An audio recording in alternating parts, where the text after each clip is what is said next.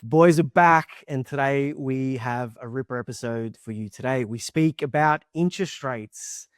The interest rates are now up three times down, one time up, and why we think interest rates might be structurally higher over the next coming years. We spoke about the CGT tax and how the government is flirting with taking that away. What does that mean for property owners? What does that mean for people who don't own property? We spoke about Bitcoin. Was this current dip predictable? What happens next? And what are we doing in relation to buying or selling? And then we spoke about ways to make money within personal businesses, leveraging assets and business opportunities that don't require huge amounts of capitals. This episode was a banger, guys. Make sure you watch it till the end. Give us a like and subscribe. Enjoy. You know what? I hate being wrong.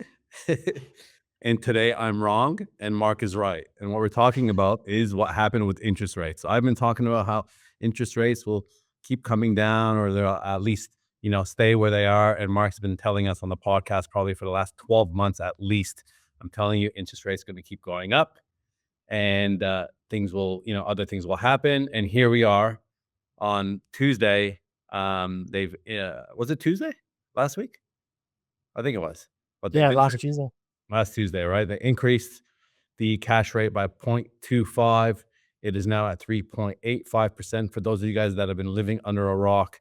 And I want to, I'm always the optimistic kind of guy, and thinking, because Australia is backed so much by real estate, that they would not increase rates for that exact reason. And Mark has been telling us total opposite. You win. Look at his little grin on his face. He's been loving this.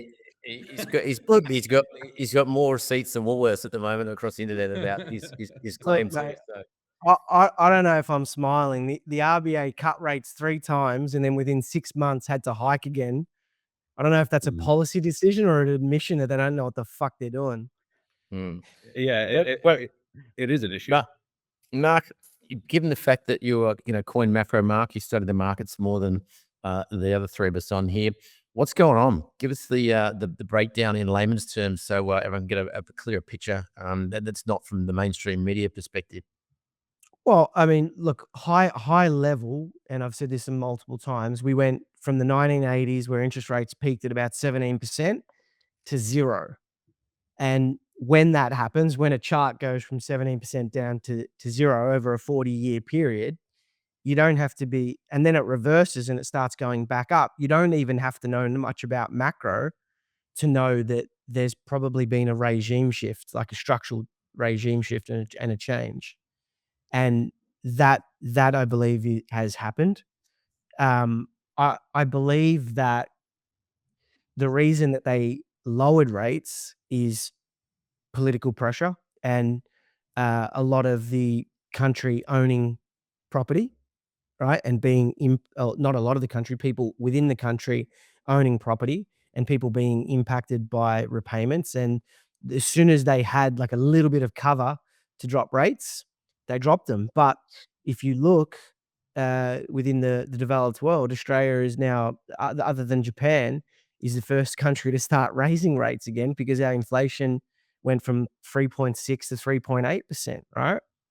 And so the issue, my issue is, and the reason why I think that interest rates will be heading higher over the long term, or they might just chop around, right? We might go up another percent and then come back down, and we might just chop around and go sideways for the next 5 years, right? But structurally, I don't think they're going lower, is because all the things that are causing, or the things within the inflation that are causing the higher inflation, they're structural things. They're not necessarily because we're spending more at the grocery store or because we're buying shit tons more TVs or anything like that. They're structural things. It's cost of housing, it's healthcare, it's the basket of goods that are structurally a bit busted that keep going up in price. They're things that we as the consumer demand side don't really have control over. It's more a government phenomenon. So it's like they're the arsonists and the firefighters, right? Like, and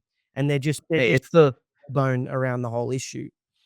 It's the cost of Tim Tams for me, mate. Like, it used to be like $2 for an entire, and now it's like $8. I'm like, what the hell, dude? Like, that's the craziest thing for me. That's where I'm really feeling it, They, yeah, it's That's because you're flying him in from Australia to Dubai now. Yeah, I You mean, got that extra frat. that could be part of it. Right. but that's the thing, right? Like, and that's where inflation bites, right?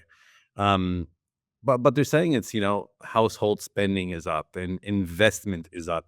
But the more and more people I talk to, it seems like they're doing it tougher and tougher. So, like you said, if they're not spending it on TVs and they're not doing this and they're not doing that, then what are they actually spending it on? Because what I'm seeing is, you go out for dinner on a Friday, Saturday, Sunday, like you can't get in. It is packed everywhere now, especially here on the Gold Coast. Now, before it used to be, you know, just during holiday seasons. Now it's busy. I'm seeing more and more people complaining that they don't have the money, and then on the flip side, I'm seeing more and more people actually spending money. And this is the phenomenon that you were talking about, right? It's like there's too much there's too much demand. This is basically what it is, right? What they're saying is, hey, you stop spending money, right? I'm going to increase interest rates so that way you have less disposable income to spend on things, which will then put less pressure on the actual supply side.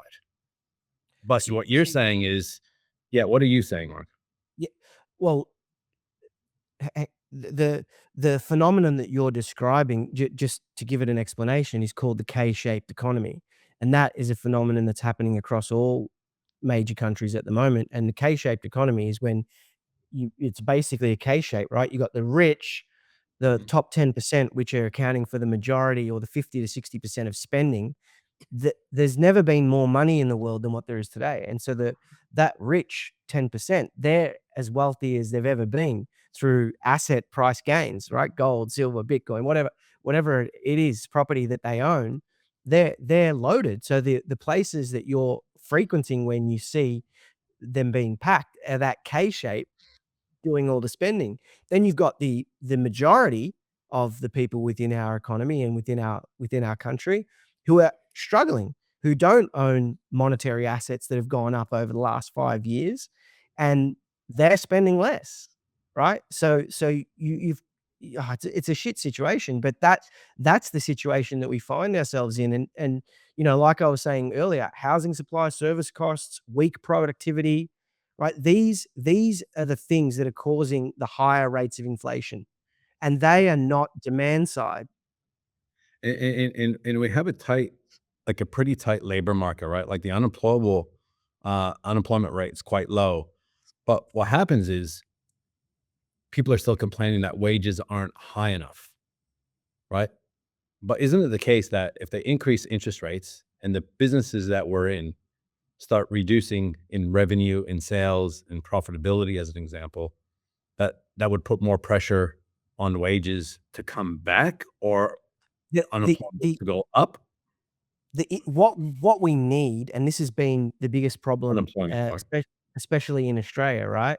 What we need is a boost in productivity, because wages can only go up with a boost in productivity. You think about it, right? For a business to be able to pay more, they need to be increasing their profit margins. If businesses can increase their profit margins through an increase in productivity, then they can afford to pass that on and pay their wages, pay higher wages.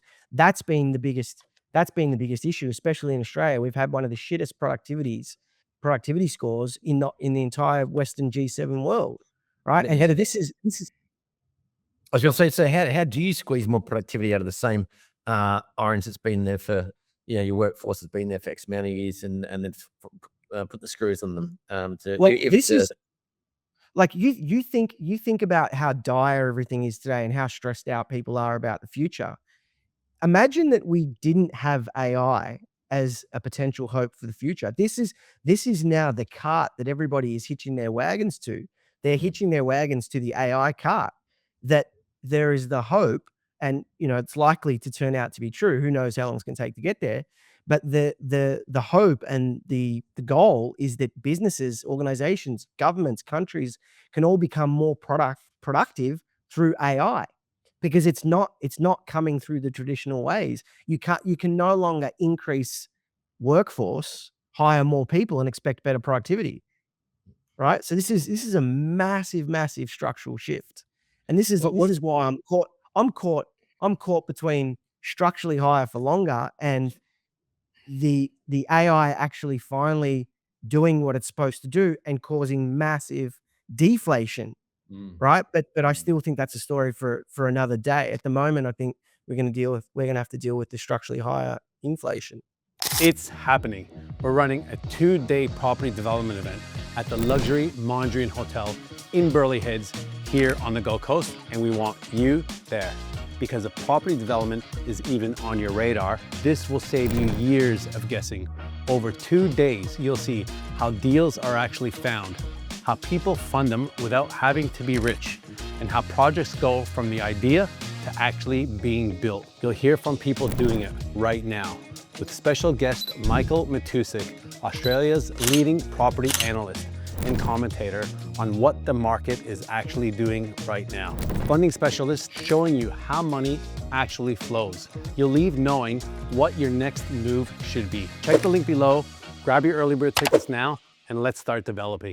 There's a lot of debate around inflation in Australia, around government spending, right? Rather than it coming from private, right? Coming from public as the government. What are your guys' thoughts? Because as soon as I hear about government spending, I hear about, you think about, NDIS and these types of things. And I know people that are in those types of businesses that are making really good money and they're upping their charges and the rest of it. What are your guys' thoughts on the battle between, because you got, Jim Chalmers, the treasurer, rejecting that fact as an example, saying it's more pointed towards, global factors and demand pressures from obviously us as consumers rather than government spending. Do you think that's the case, or do you think that the government is spending a lot more, considering I forget what it was, but we talked about on a pod before where there's a high percentage of government workers as an example. Yeah, I don't necessarily think the level of government spending is a problem, right? I think it's where they're spending, right? It's like if you're a business, Eric, and you're not spending, like, okay, I'll give you an example. Over the last 12 months, I spent $400,000 to $500,000 on my e-commerce business that I didn't make a return on. And so that is highly detrimental to my business, and it's going to increase it's going to impact my bottom line, and it's wasted spending, and it hasn't raised productivity within my business. The same rules apply to governments. If governments are spending money in areas like NDIS, right? Yep. Yes. Okay. There's a case to be made that we need to look after disabled people, etc. But there's so much Fraud. scam and fraud and shit that's going on in that industry that it's an easy argument to be made that that's wasted spending, right? Whereas we could be spending that money in other places. This is why you're seeing the US and China spend so much money on the AI industry and putting price floors on critical minerals and doing all kinds of interventionist things. Like the Americans are running a Chinese playbook, the amount that they're getting involved and taking stakes in companies like Intel and Mountain Pass Mining, etc. But they're doing it in the hope that the AI can bring productivity. My biggest concern with Australia is I look around and I see where they're spending money, and I don't see any hope, right? Instead, I see, and we'll talk about this today, no doubt, I see them trying to claw back CGT tax and trying to increase taxes on property owners and trying to spend more money with government handouts, etc. So, that's an issue, especially for us business owners who are watching the show. It's like, well, what the future isn't looking bright here if they keep spending with those patterns. I want to talk about the CGT tax, but first I want each of us, I want to ask you guys a question. With interest rates going up 0.25%, how bad is it going to be on the property market and on the actual spending market? So if you have a business right now and you're going, oh man, here we go. I just got, an average give or take, a mortgage in Australia is about $1 million, right? So that 0.25% increase, as an example, if it's passed on 0.25, if they don't increase it anymore, is about $2,500 a year that someone's got to come, right? Someone's got to find that, as an example, right? So as a business owner, you're going, well, this is probably not going to be that great for business. Mark, what are your thoughts on how is it going to affect property and business, in your opinion? Yeah. So, like, in my opinion, property will still go up. But here's the thing: no one wants to hear. Right after inflation, you might be actually going backwards. Right. So that's not a. I'm not predicting a property market crash. I still think property is going to go up. But what will happen is it's a slow bleed that most people aren't even aware of. That when they're looking at their property, it's going up in nominal terms, but versus inflation, versus debasements and more the amount of money that's going into the system,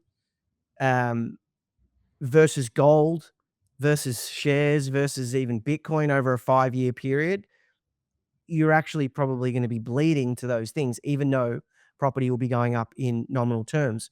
In relation to interest rates going up, I think it affects that bottom part of the K. It hurts that bottom part of the K who are either renting, because it's going to affect rents, and it hurts the bottom part of the K who are first home buyers and have to make their monthly repayments. It actually helps the top part of the K, because the top part of the K, the ones that are flush with cash and own monetary assets, well, they've got their money in mutual funds and short-term debt, which is going to be giving them more income per year. Yeah, I agree. That's the James? Mate, pretty much what Mark's saying there. As far as the spend side, though, I mean, I don't know. Agree on the housing sector as well. I mean, it's not going to 0.25. It's not going to put a dent in greatly. I can't see it anyway. But yeah, on the spend side, I'm not across that, but I can't see the spending slowing down much at all. Especially when people still got to live. You still got to eat. You still got to have your staples. So even the people that are constricted and don't have the out and the Gold Coast every night for a meal, I mean, what are they going to do? Starve? You know, Right. it's they've got to. It's got to come from somewhere. So, Ref? Yeah, I think the problem with this is that, like, whenever there's any interest rate hikes, like, it's priced in and there's no sunset clause to reduce the cost that the bottom part of the K is feeling. So it's like, if no one's going to, on their own volition say, you know what, actually interest rates have dropped, so now in response, I'm going to drop it. They might be waiting for like macro, like property trends. If the general rent of an area is dropping, then I'll drop it. But I haven't seen that since 2019, like, just consistently gone up and up and up in every single area in Australia. Like, I remember being able to have like a 3-bedroom apartment in Sydney, like in Parramatta, for like $350 a week. Like, that's impossible to find, like, right in the middle. Like, it's just, you cannot get that anymore. And it's not because, interest rate is going up and down. It's just that it's been priced in, and the top part of the K is not going to reduce that, because obviously they're investing, they're getting more money out of it. But for every like lay person, if your income is not going up proportional to the interest rate and the downstream effects that it has on your day-to-day living, like the price of eggs, like Tim Tams, like I mentioned, or even rent, like, you're going to feel it. And it's like you're now between a rock and a hard place. It's just closer and closer. Like, you're just like, you need to find another way to create income so you can get enough escape velocity to get to the top part of the K. And that's what we talk about on this pod, is like being able to like not stay in this paradigm, because it's not getting easier.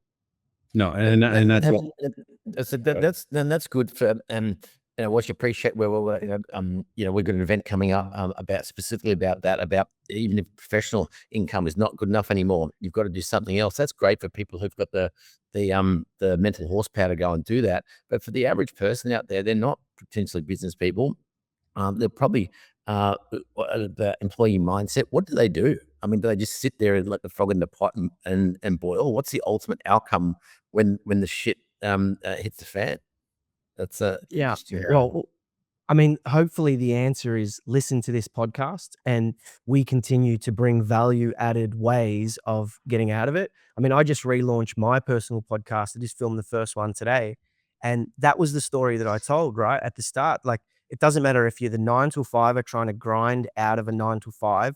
It doesn't matter if you're the surgeon, Eric's mate, the surgeon, who's worried about his hand going. And if it does, he's fucked because he's, or his kids are at private schools and he's already got all these mortgage repayments that aren't going to stop. or you're the business owner who, like me, who my industry's on a bit of a macro downturn, or the other business owner that's doing 70 to 100 hours a week, killing it at the moment, but not sure when the music's going to stop.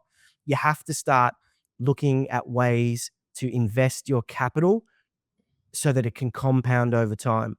Uh, I know Eric for a fact, and I know myself, if I look at the majority of my net wealth, it's come from long-term investments, most notably property, that has compounded over time.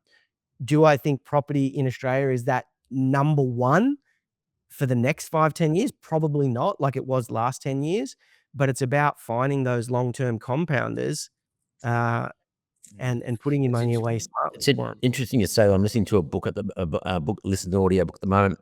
Tony Robbins had his big summit on just recently, and I got down the rabbit hole with the big fella who's always good for a 3-day G up. But I listened to his book called The Holy Grail, and he's talking about just the compounding of capital, S&P versus investing in private equity, but not investing in private equity, investing in the private equity holding company. Phenomenal listen, and the outsized returns pretty much double the S&P. So tip there is 220 to go. Yeah. And global the general partner stakes in these private equity funds, and it's a fantastic listen. So anyone's out there looking to how to compound capital, Holy Grail, Tony Robbins. All right, let's move on. I want to talk about. I just want to move on from this topic, guys. I want to go into the CGT, but my 2 cents is interest rates go up. In my opinion, rents go up, right? So it's not good for the bottom K when interest rates go up, because the landowners go, you know what, that's fine. For sure. It's never good for the bottom part.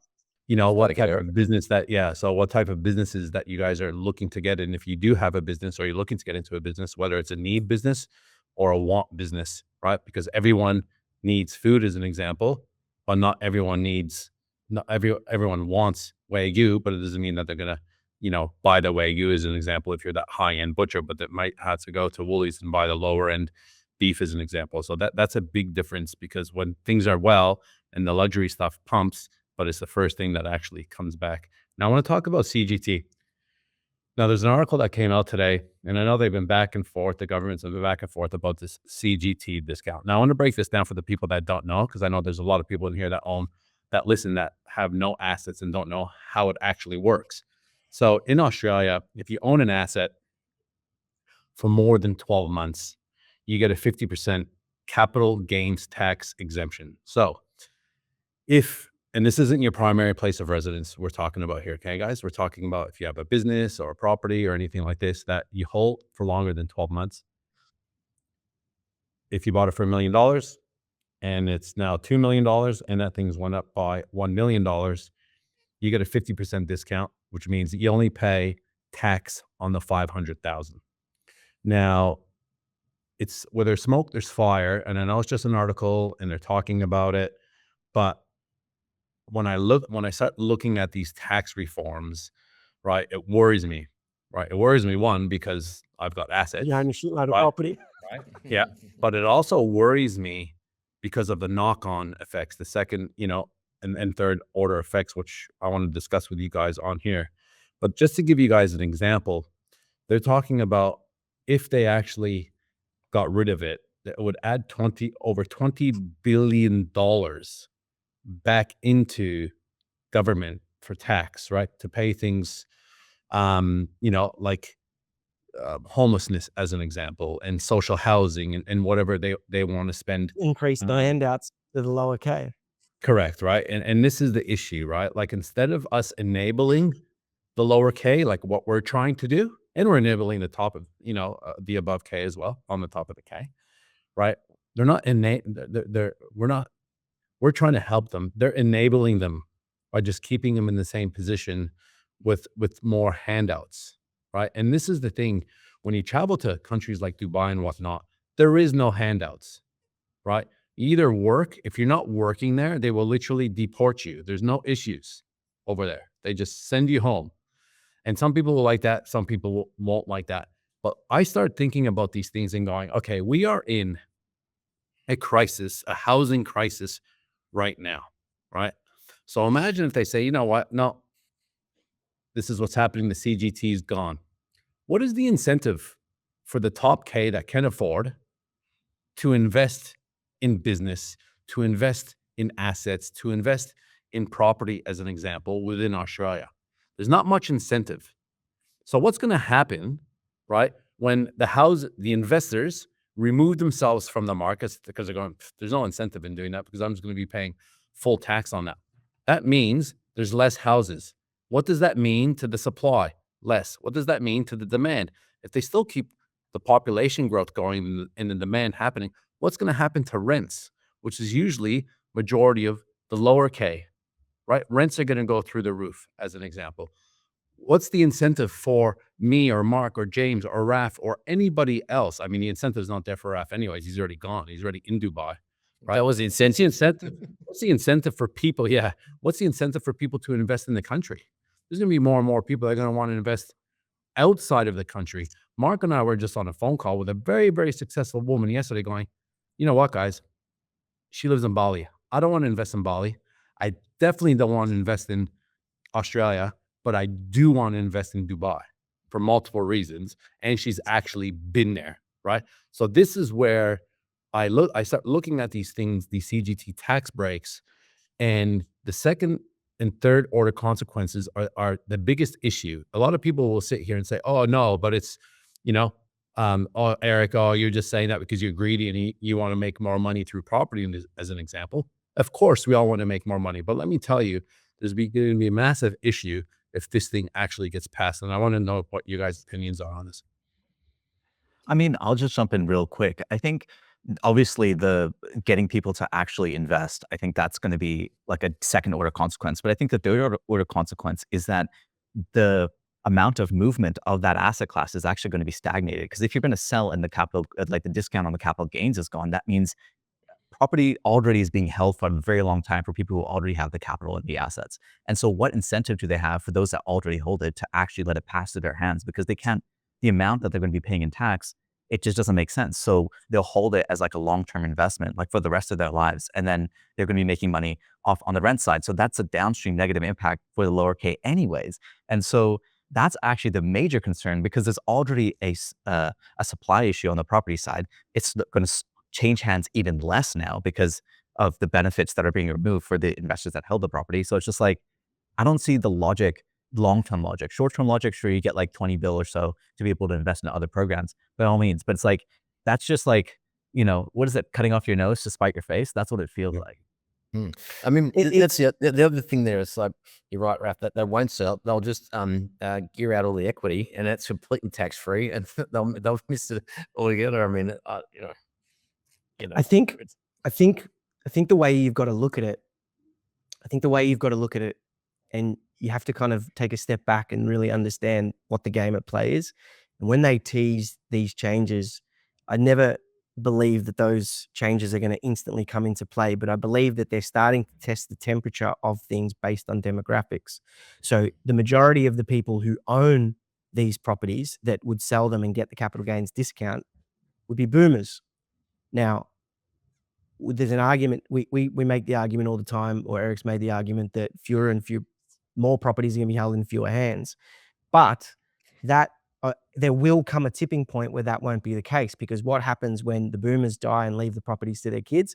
They sell the properties and they realize the cash, and they don't give a shit if they're getting a capital gains discount or not. They just want to realize the equity and do something else with it. So I believe that they're testing these policies because there will come a time where the boomers will start to hand down those properties, right? And the majority of the largest voting cohort won't have property, and they will eventually vote these type of policies in.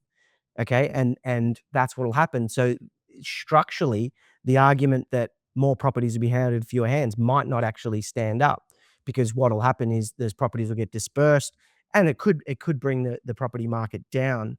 But you got to remember as well that developers I don't necessarily think developers won't be incentivized to continue to build, because this is not a rule that really affects them, right? They pay trading taxes. They don't pay CGT on their gains anyway. So there's an argument to be made that it could increase supply, and it could actually be good Short-term bad, but long-term good for a population who doesn't own property. Again, this is another one of those structural shifts that we're going through, and we have to kind of understand the second and third order effects.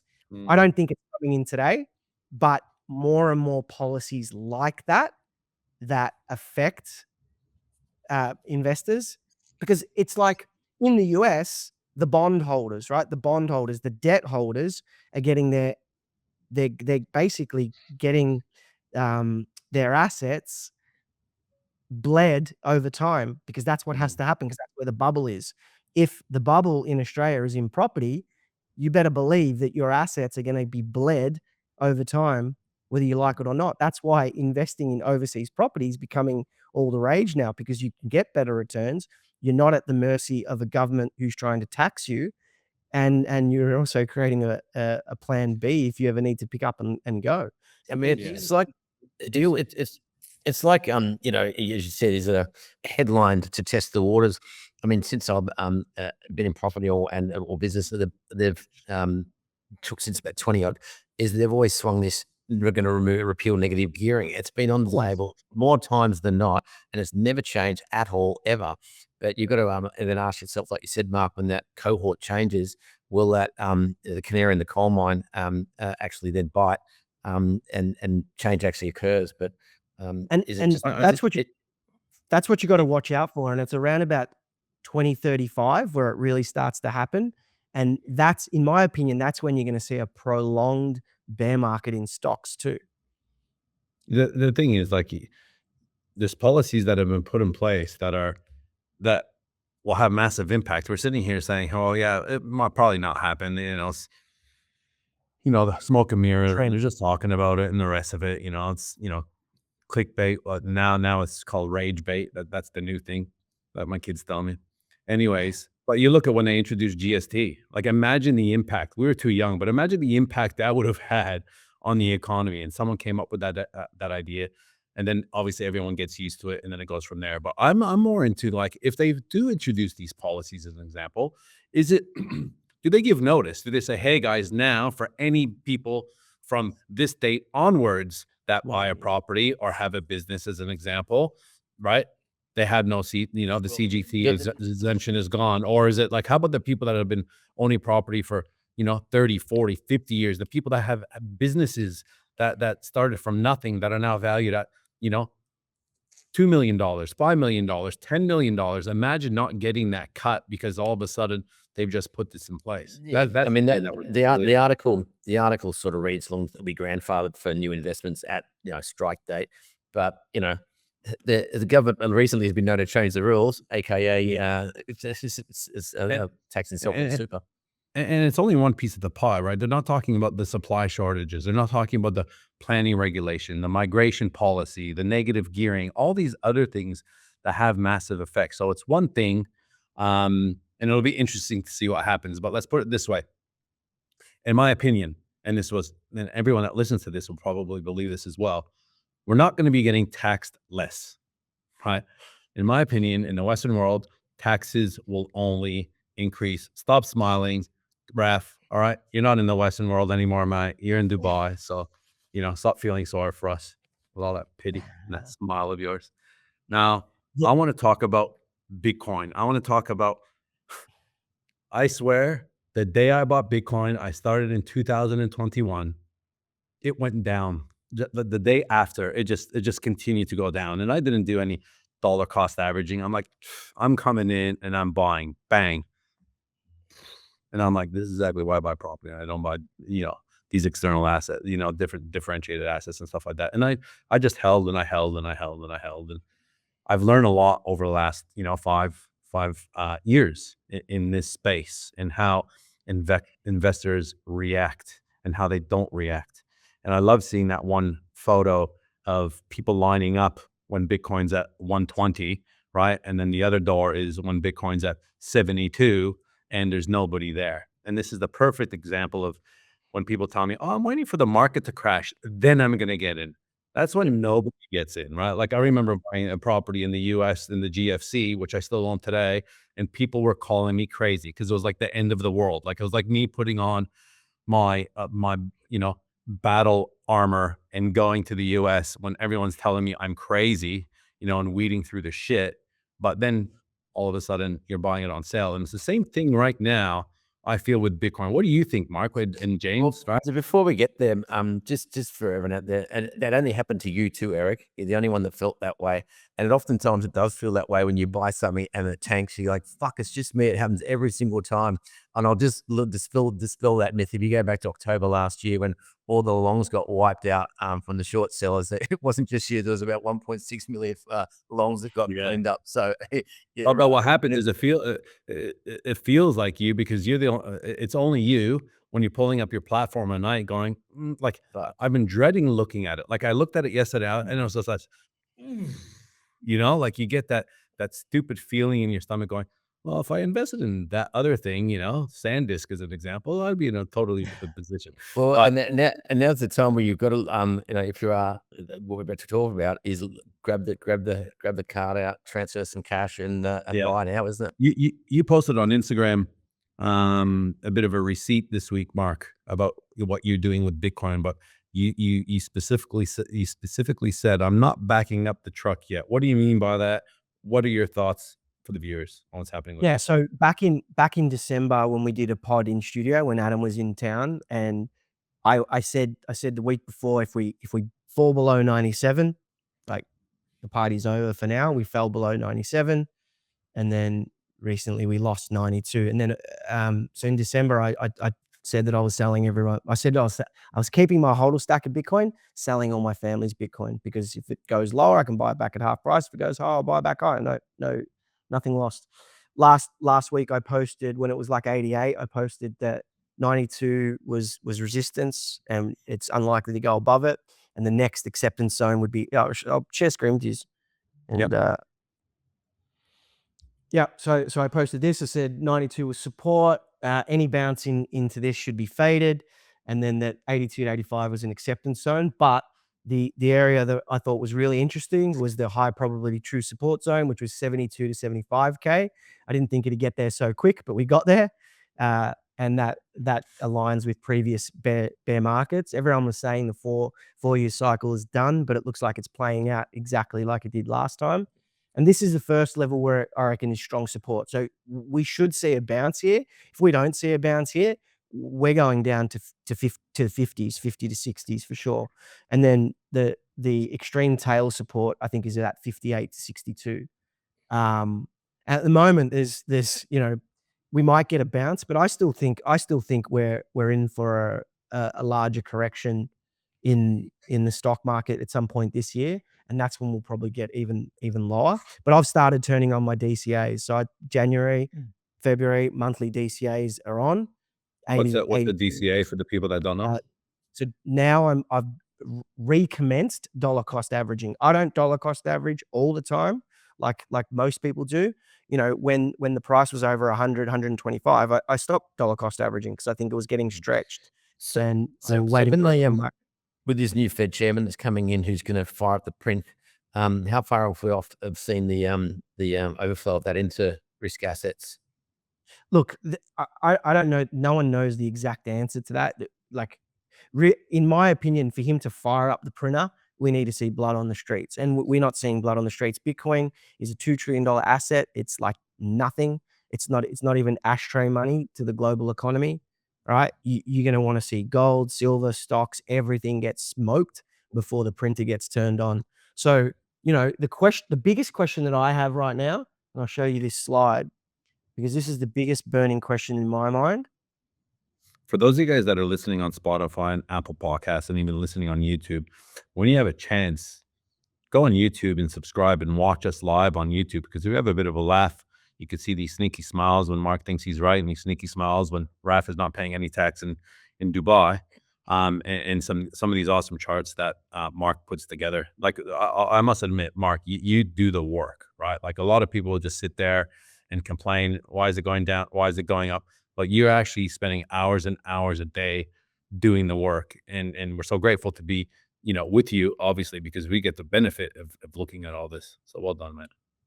Thanks, dude. Thanks. So a lot of people were posting this chart, the divergence between global liquidity, gold and silver, and Bitcoin, when Bitcoin was like 96,000, saying that it's Bitcoin's chance to catch up. And I thought that was bullshit. I've always thought that Bitcoin is a bit of a leading indicator, not a lagging indicator. So what's really interesting to me at the moment is you could argue gold and silver have caught up after being suppressed for many, many years. But there's also a case to be made that global liquidity might actually be peaking.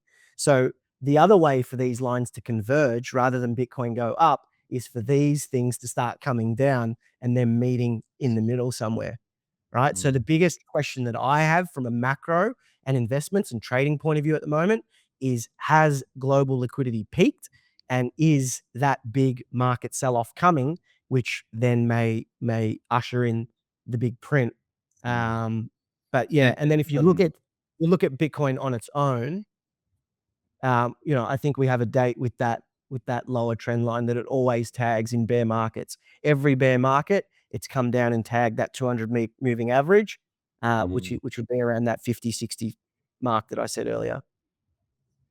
Raf, you would It's say just an article I read this morning from another market pundit with some, with this that AI boom or gold rush that's on, and a lot of these AI businesses are obviously trading at losses, and that a lot of the money that they're using is leveraged against crypto. And so when you start to see a couple of these AI companies unwind, they're going to be in leveraged positions against Bitcoin, or whichever crypto they're using to back the loans, which will force sale a lot of this stuff and crush the market as well. So that's an interesting spin I had on that. So yeah, it'd be interesting to see James, your view on we spoke last week about hard assets, and the part of the transition to hard assets and productive assets means all these future cash flow, zombie type, high leverage, zero cash flow shit still needs to get flushed out.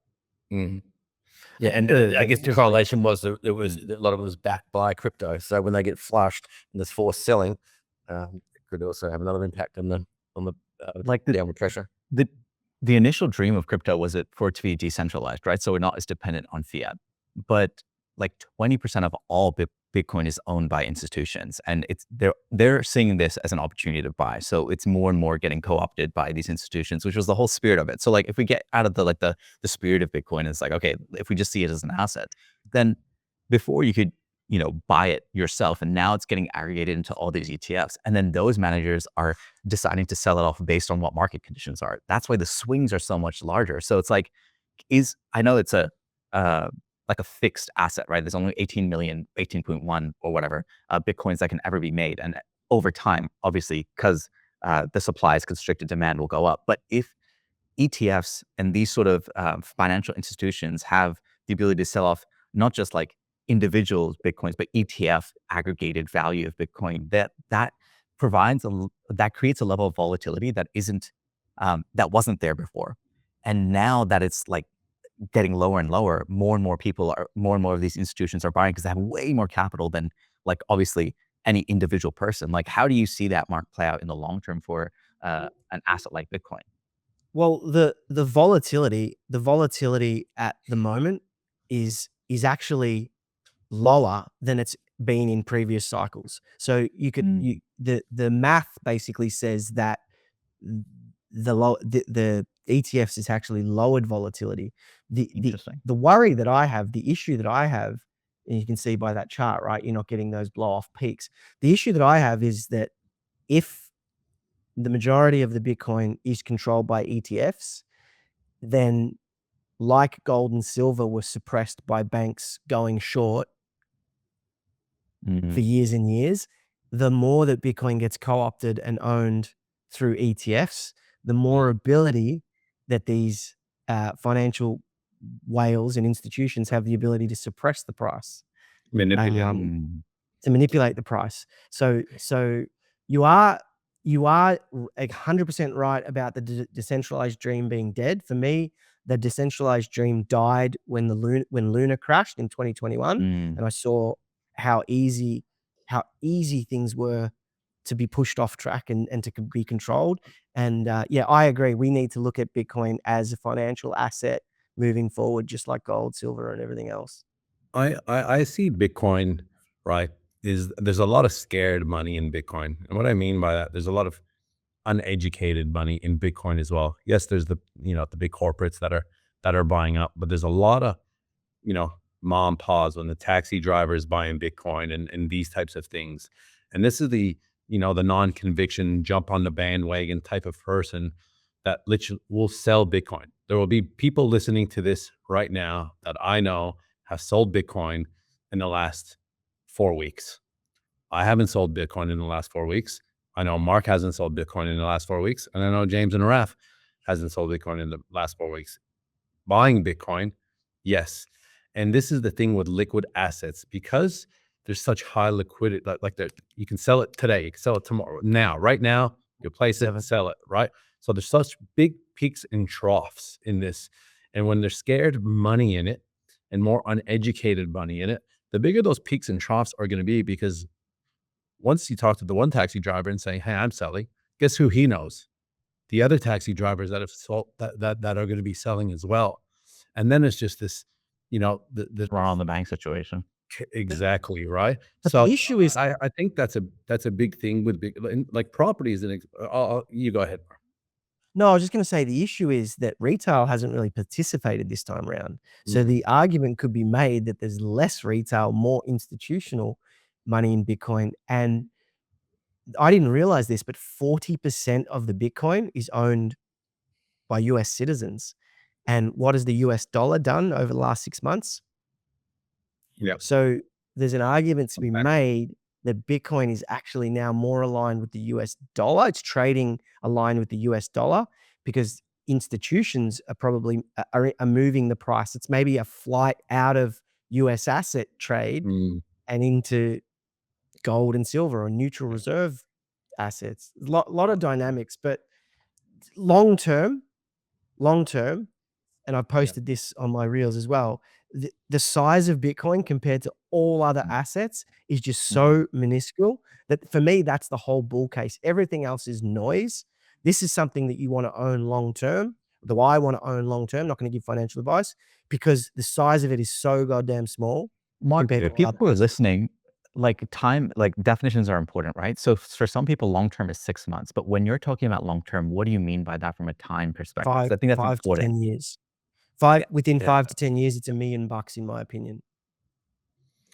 Bang on. I just And want that's only at not just above a 10x now, right? It's not that much, but that's in financial asset terms, that's And achievable. there you have it, ladies and gentlemen. Mark's just loaded another receipt. We'll be here in 5 years, so we'll come back and we'll see if that one. this is just financial advice. All right. That's right. But To be honest, I'll put a receipt. I'll give you a prediction. I'll give you guys a juicy prediction. Over not necessarily 2026, but over 2026, 2027, Bitcoin outperforms gold, silver, S&P, and everything else. Interesting. I just want to explain dollar cost averaging just one more time for people that don't know what that actually means, right? Because I was explaining this to another friend of mine about dollar cost averaging.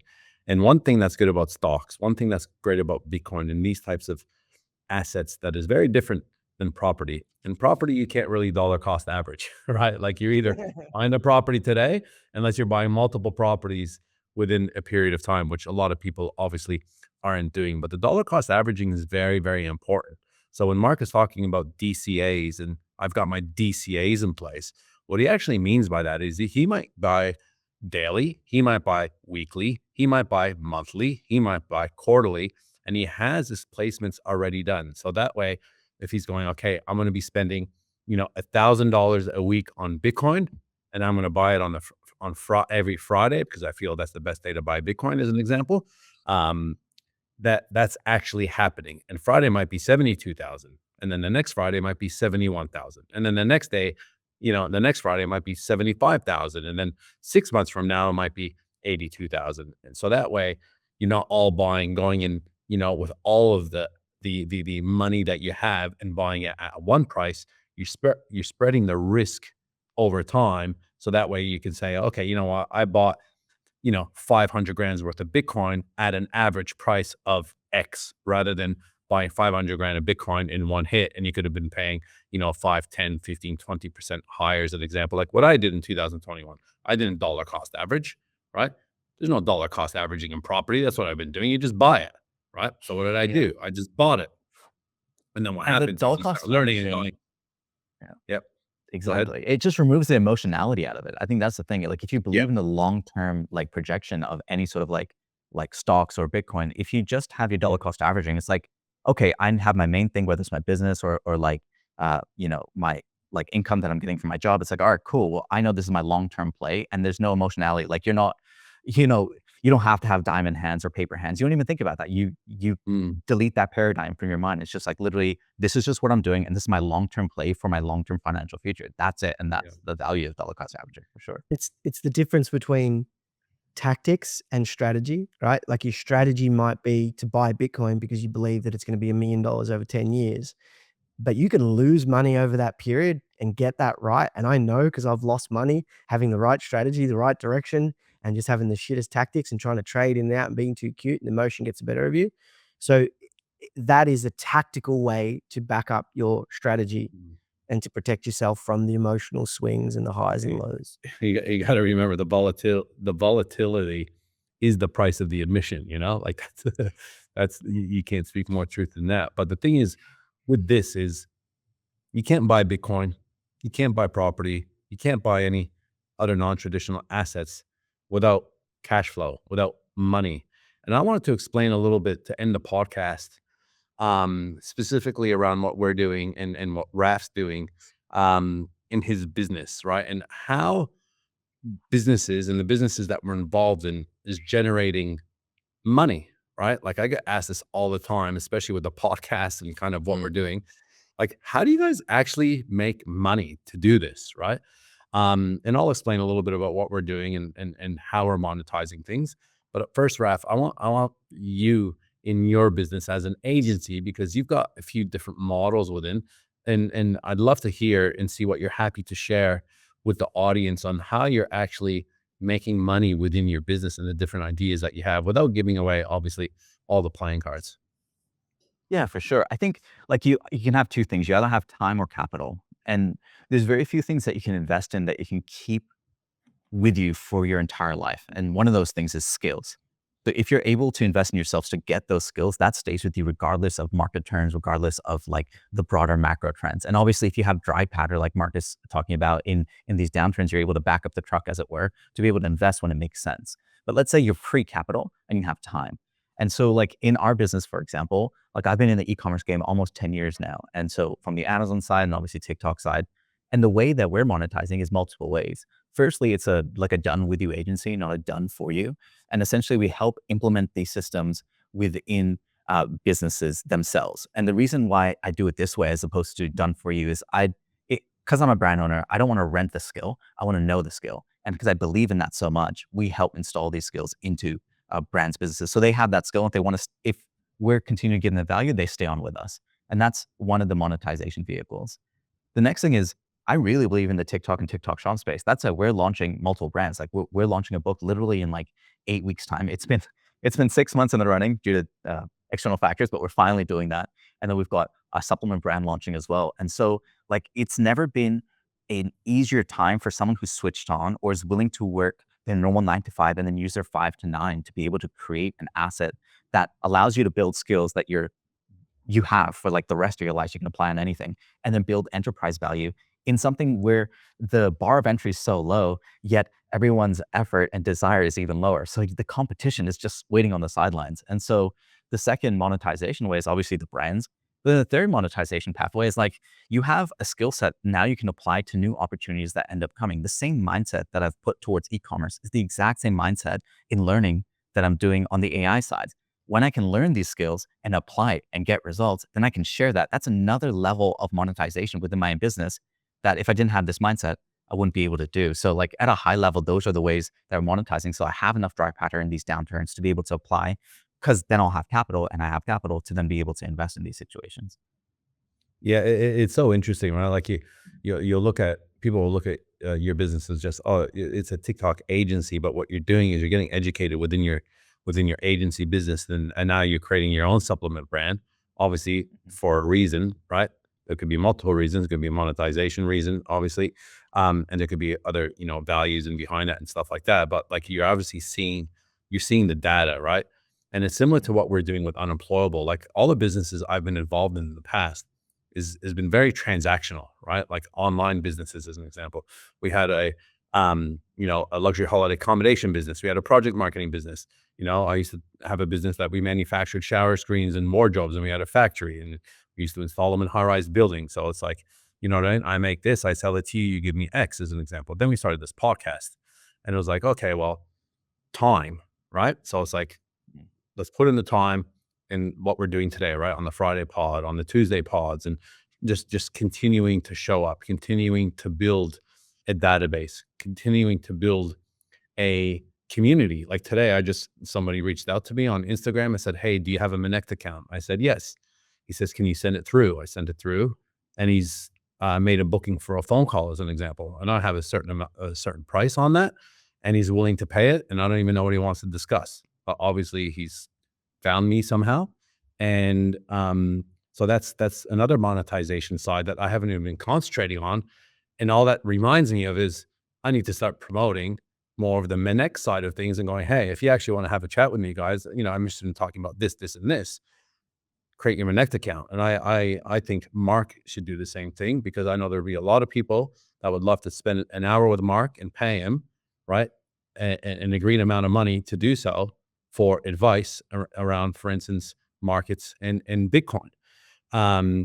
With what we're doing now is we have businesses within businesses. So we have Unemployable, and now we have Unemployable Property, as an example, which is a property education business.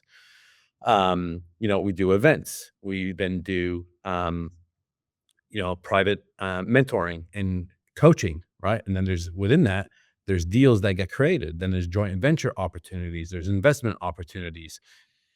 And then we have Unemployable Business, which is business coaching, right? And then off the back of that, there's events. And then off the back of that, there's opportunities looking into businesses, right? Like today, I'll actually just bring this up now. I mean, there's no plug or anything for this, but a good friend of mine came from Brisbane, right? He's got a new brand called Resurge, right? And what Resurge is targeted skin hygiene gel, right? So Heroes, Brazilian Jiu-Jitsu, and a lot of people get staph infections, and they get ringworm, and they get these types of things because when it's skin on skin contact, you can get obviously infections. So what he's done is he's created this whole brand around it, right? And I've told him, hey, you need to go see Raf from the Uptick, as an example. But he's sitting here and we're talking, and there's opportunities in that, right? Like there's opportunities for people to get involved. There's opportunities, to go overseas and all these types of things, right? Without Unemployable, we wouldn't be able to see these types of opportunities. And now people are reaching out to us for sponsorships and brand deals and these types of things. But they didn't reach out to us after the first month. They didn't reach out to us after the first 6 months. They didn't reach out to us after the first year. We're now 2.5 years in, right? Subscribership's going up. Followers are going up. Attention is going up. So we've, laid all these bricks over time, and then opportunities arise, right? So like out of this call, I think Mark, as an example, should set up a Monect. I think you, Raf, should set up a Monect and say, hey, I'm an expert in TikTok shop, right? And this is what I can talk about. This is what I know. There's the link. You want to book for, right?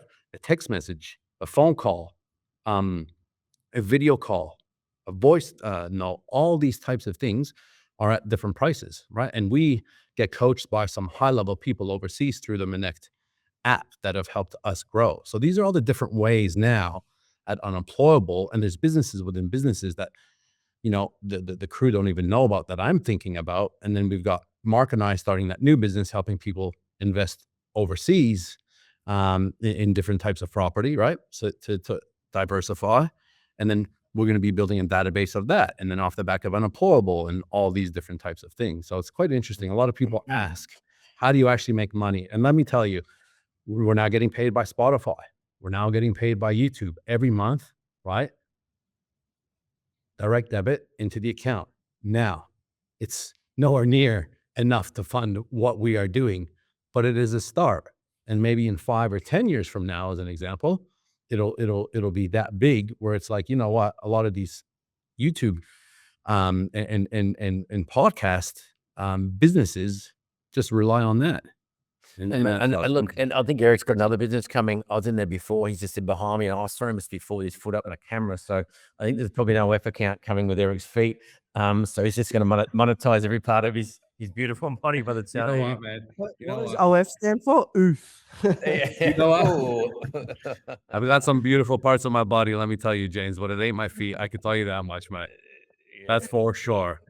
Well, you know what? I think Just for context, Raf, just for the people who aren't 100% across what the uptick, it is purely TikTok, and it's based purely around e-com, promotion of e-com, or do you have other use cases for TikTok outside of physical products? Oh no, you can definitely use it for other use cases, but I think, you know, like I want to go a mile, like miles deep before I go a mile wide. And because Yeah. of my circle of competence being in e-commerce, just sticking in that and just being the best in the world for that, that is my next 2 to 3 year goal. Like just like be undeniable in that space. And eventually, like I'm applying all this attention harnessing stuff for my own personal brands moving forward for all the stuff I'm doing on TikTok, but like wider. So I get proof in the pudding before I actually start sharing it. Because the worst thing is like, yeah, it could work, but I haven't done it myself. And that's like, it's always like undeniable proof, boom, boom, boom, boom, boom. And that's when I would do it. Yeah. awesome. And I think one thing that Eric was saying earlier, just as a takeaway, is like, you know, all these opportunities are coming up, and like that's all happened as a function of increasing his surface area for luck, right? Like that is a big thing. And it wasn't like, oh, I'm going to get a return 1 month, 3 months, 6 months, 1 year. He realizes that attention is currency, and you're able to then transmute that to so many different businesses and businesses within businesses. But it's like have like commitment and consistently showing up for the purpose of increasing your surface area of luck. You wouldn't know, like some of the deals that have come across your table, Eric, you probably wouldn't even know you didn't know, right? And it just ended up happening as a function of being here. And I think that's like, if you're at the position where you don't have capital, but you have time, optimize for what thing could I choose that would increase from the perspective I'm sitting in right now, what would increase my surface area of luck the most? Yeah. And like, Yeah. look at, go ahead, Mark. I was just going to say, without a shadow of a doubt, for those who are short on capital, and even for those who have capital but want the highest ROI opportunity, I believe that your attention asset is the highest personal attention is the highest ROI opportunity. Like we're talking about scarcity and abundance, and how you don't want to invest in things of abundance. You want to invest in scarcity. Well, what is the most scarce human asset? It's time. And so if you have the ability to command an audience of 100 people, 150, 1,000 people, you don't have to be thinking like Steve Bartlett or Joe Rogan, because, you know, I've seen some case studies over the last 3 to 6 months where audiences of 2,000, 3,000 views are making hundreds of thousands of dollars in one podcast episode. I think the highest ROI, especially as we move into an agentic AI world, is your attention asset. And that's the thing that I'm finally pulling my finger out of my bum with. And I'm going to be focusing on this year. Eric and I have hired a personal brand coach. We're putting in more reps with the podcast. I'm relaunching my own personal one. That attention asset, I think, is the highest ROI asset in a world where everyone has just got so much noise. People are going to want to tune in to things like Raf, who's an expert on TikTok, or Eric, who's an expert on business and networking and all the various things that he's doing at the moment, and James with property, etc. You've just got to get through the imposter syndrome, and, you know, start small with your area or your circle of competence, and start building. Guys, I'm loving the energy on the new pod, like Raf in Dubai, and you know his take and his angles and stuff, and I'm really enjoying it, guys. So let us know in the comments what you're enjoying. Let us know what you like. Let us know what you don't like, what you'd like us to improve on. Again, we're just showing up, trying to add as much value to you guys as possible, and want to be talking about topics that are relevant to you. That's why, you know, sometimes in behind the scenes of our own businesses and letting you know kind of what we're doing and how we're doing it might help you. I don't want everyone to just to think it's very easy. You guys have been in business 20 years and you've been in property 20 years and it's easy for you guys. We're in the trenches just like everyone else, guys. So I just want to say thank you to the gents. Appreciate you guys. one last thing would Yep. be remiss of us talking about how we capitalize or generate revenue from podcasts. Unemployable Property /event. Eric, do you want to give your golden pencil spiel on that? Yeah, we have an event March 7th and 8th at the Mondrian Hotel in Burley Heads called Find, Fund, Develop. And it's all about, again, I feel like a good job's not good enough anymore. I don't feel like a good business is good enough anymore. And on those 2 days, we're going to teach people how you can find property development deals, how you can fund them with little to no cash of your own, and how to develop them right from start to finish. So that way you end up with some money in your pocket at the end. Tickets are flying out the door. I can't believe it. Like we don't run ads. Like we do this organically through the community and through our database. And we are literally almost sold out, which is pretty cool. We have another couple weeks of ticket sales to go. So yeah, if you have any interest, March 7th and 8th, Burley Heads at Mondrian. It's www.unemployableproperty.com.au/event, fully catered on the Saturday night. There's a networking event on the pool deck at the Mondrian, literally overlooking the beach, overlooking the pool, cabanas, you name it. We're going to have a good time. We're all going to be there. Mark's going to be there. James is going to be there. Raf is going to be there in spirit. And there's amazing people. I was going through the Stripe account, just seeing by the emails, the type of people, right? You can tell the type of people. Then I'll go, oh, that's an interesting address. And then I'll go and find the company name. And I'm like, oh, they're serious. So there's going to be property developers there. There's going to be builders there. There's lawyers there. There's doctors there. It's going to be an interesting group of people. So Some definitely some heavy hitters coming.